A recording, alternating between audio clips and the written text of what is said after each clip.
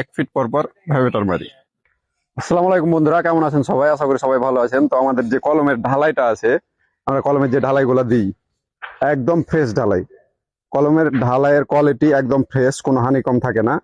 এই যে দেখেন, হানিকমের যে সাইডটা আছে গোড়াতে সবচেয়ে বেশি হানিকম হয়, তো গোড়াও আমাদের একদম ফ্রেশ আছে।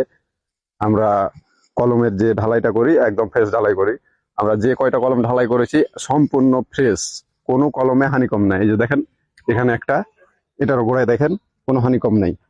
আমরা মূলত ঢালাই করি, যখন ঢালাই করি আমরা 1 ফিট পর পর ভাইব্রেটর দিই, 1 ফিট পর পর ভাইব্রেটর দিই। এই যে কলমটাও দেখেন একদম ফ্রেশ, কোনো হানিকম পাবেন না, একদম ফ্রেশ। গোড়াতে দেখেন, গোড়াতেও একদম ফ্রেশ, কোনো হানিকম নাই। আমরা যখন ঢালাই করি কলমগুলা তখন 1 ফিট পর পর ভাইব্রেটর মারি। তো ভাইব্রেটর মারতে গেলে আপনার কোনো হানিকম থাকবে না। গোড়ায় সর্বপ্রথম যে গোড়ায় ঢালাইটা দিবেন, গোড়ার ঢালাইটা বিশেষ করে বেশি করে ভালো করে ভাইব্রেটর মারবেন, তাহলে হানিকম থাকবে না।